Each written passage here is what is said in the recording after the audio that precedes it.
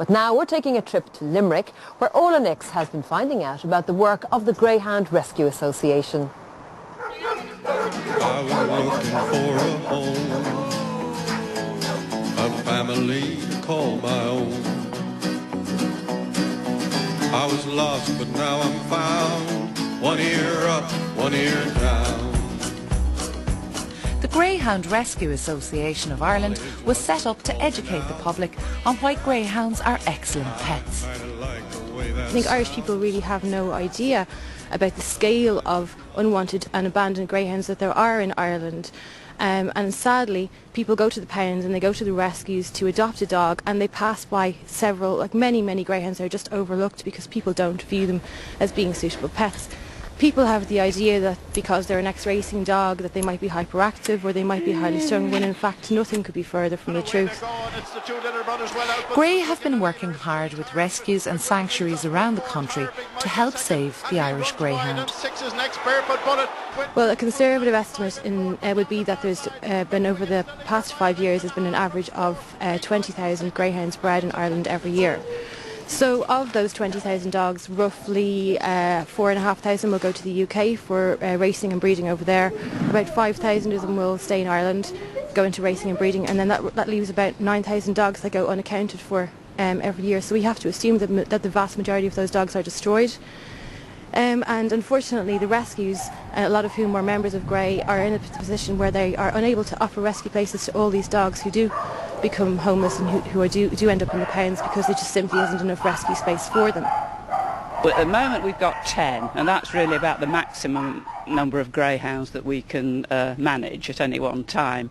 And they're actually all going to Italy at the beginning of February, because we've just made a connection with a really good rescue group called SOS Levrieri, and we've only just made this connection fairly recently, but since September 23 animals, 15 greyhounds and 8 lurchers have gone to Milan, and they're welcomed with the press and the red carpet, and you know, a really load of fuss is made of them, and they get really fabulous homes. Limerick Animal Welfare have been involved in greyhound rescue for the past 14 years. They now rehome a small number of greyhounds in Ireland, but most of these special dogs will be homed in the US and Europe. In 1994, Greyhound Friends Boston, who work with the Irish Greyhound in the Boston area, which has a huge Irish population. Louise Coleman, the director of that organisation, visited Ireland, and at that time if a greyhound came into rescue it was put down. It was considered a racing dog, couldn't be a pet, and nobody knew what wonderful dogs there were. So she told us all about the wonderful rescue work in Boston, and many of the dogs in Boston had Irish tattoos.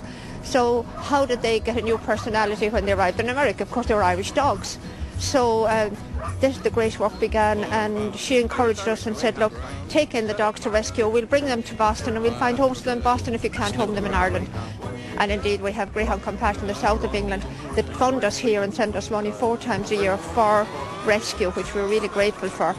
And then we have a wonderful connection with Germany. Joanna Botke from Pro Animale has built a beautiful greyhound sanctuary about a half an hour north of Mount Shannon, between Mount Shannon and Woodford in County Galway, and we have 84 greyhounds up there now. So that's all funded by the German people, who love the Irish greyhounds also and take a huge number to Germany every year.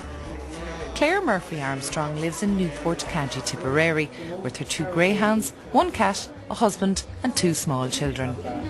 Well, the 2 dogs, they're called Gretel and Cassidy, and I got them from a rescue in Kerry in 2005.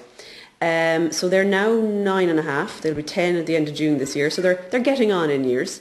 But we had no difficulty whatsoever in introducing the babies to them when they were babies. It all went very smoothly, and you know, they get on perfectly well. They play with each other, and you know, Hannah puts clothes on them every now and then and covers them in blankets, and Leo likes to feed them. So yeah, they've worked out very well from that point of view. Well, the transition from kennel to sofa is done in the rescue centres. Most of the time a greyhound will spend 6 or 7 weeks, often longer, in a rescue, and the rescue will have time to assess the dog's personality.